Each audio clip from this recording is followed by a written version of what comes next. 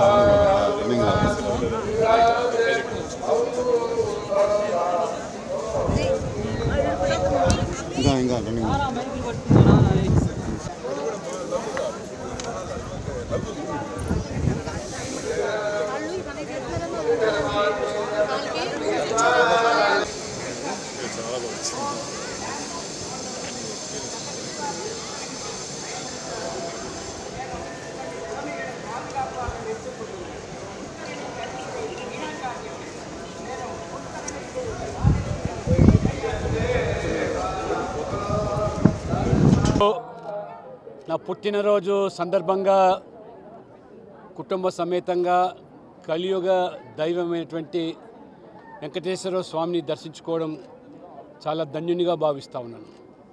ఇవాళ గురువారం నేత్ర దర్శనం. ఇవాళ భక్తులు ఏదైతే విశ్వాసాలతోని నమ్మకంతోని ఆ భగవంతుణ్ణి కొలిచేదానికి వస్తున్నారో దానికి అనుగుణంగానే భక్తుల కోరికలు తీర్చేటువంటి స్వామిగా శ్రీ వెంకటేశ్వర స్వామి గారు ప్రసిద్ధి చెందినారు. ప్రపంచవ్యాప్తంగా కూడా భక్తులు ఎంతో విశ్వాసంతో నమ్మకంతో కూడా తమ కానుకలు సమర్పిస్తూ ఉన్నారు. ఈ యొక్క సనాతన ధర్మం యొక్క మరి కాపాడడానికి అదే రకంగా ధర్మం కోసము భక్తులు ఇచ్చేటువంటి కానుకలు.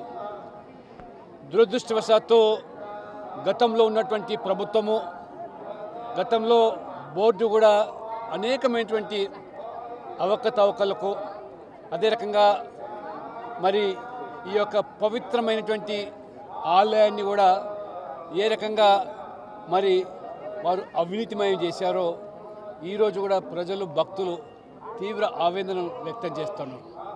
ఇవాళ గౌరవనీయులు ముఖ్యమంత్రి చంద్రబాబు నాయుడు గారు ఇవాళ తిరుపతి అభివృద్ధి కోసము లేదా ఈ బోర్డు కూడా అనేక చర్యలు తీసుకుంటున్నప్పటికీ మరి గతంలో జరిగినటువంటి అవకతవకల పట్ల మరి అవినీతి పట్ల పూర్తి స్థాయిలో ప్రస్తుత ప్రభుత్వము మరి విచారణలు జరిపించి చర్యలు తీసుకోవాల్సిన అవసరం ఉందని చెప్పి భక్తులు భావిస్తూ ఉన్నారు. ఎందుకంటే మనం చూసాం ఇవాళ ఈ ఆయుర్వేద మాత్రలు ఏదైతే తయారు చేసేటువంటి మరి మిషన్లు గతంలో 2022 సంవత్సరంలో దాదాపు 3,90,00,000 రూపాయల వ్యయంతో కూడుకున్నటువంటి నాసి రకమైనటువంటి మిషన్లు కొనుగోలు చేసి కనీసం ఉపయోగంలో రాకుండా చేసినటువంటి పాపం నిజంగా ఆ పాపం పండాల్సిన అవసరం ఉన్నది. ఈ రకంగా మరి గత ప్రభుత్వము పూర్తిగా ఈ పవిత్రతను మరి గాలికి వదిలేయడమే కాకుండా ఏ రకమైన అవినీతికి పాల్పడ్డారో ఇవాళ మనం చూస్తున్నాం. అది పరాకాష్ట. పరకామణిని వదలలేదు, లేదా ఈ యొక్క ఫార్మసీని వదలలేదు.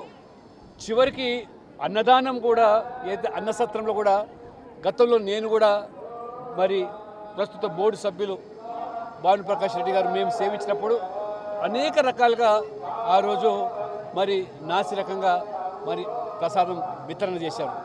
లడ్డూల్లో జరిగినటువంటి మరి కల్తీ కూడా భక్తులను కలవరపరుస్తున్నది. నేను ముఖ్యమంత్రి గారి గౌరవనీయులు చంద్రబాబు నాయుడు గారికి తప్పకుండా ఒక లేఖ రాస్తాను. గతంలో జరిగినటువంటి ఏ ఒక్క అవినీతి కానీ అవకతవకలు కానీ వదలాల్సిన అవసరం లేదు. పూర్తి స్థాయి విచారణ జరపాల్సిందిగా, దర్యాప్తు జరగాల్సిందిగా, ఆ పాపులను కఠినంగా భగవంతుడు ఏ రకంగానూ శిక్షిస్తున్నాడు. కానీ ప్రభుత్వం పైన కూడా మరి బాధ్యత ఉంది కాబట్టి పూర్తి స్థాయిలో వారి మీద చర్యలు తీసుకోవాల్సిందిగా, అటువంటి మళ్ళీ భవిష్యత్తులో పునరావృతం కాకుండా ఉండేదానికి మరి ప్రభుత్వాలు కఠినంగా వివరించాల్సిందిగా నేను మీ ద్వారా కోరుతాను. ఇక్కడ పవిత్రతను కాపాడాలి. దేవుడు కలియుగ దైవాన్ని మించి, ఆ స్వామివారిని మించి ఎవరు లేరు, ఏది లేదు. కాబట్టి ఆ పవిత్రతను కాపాడడానికి అందరూ కూడా మరి సహకరించాలి. బోర్డు కూడా ఆ దిశలో చర్యలు తీసుకోవాలి.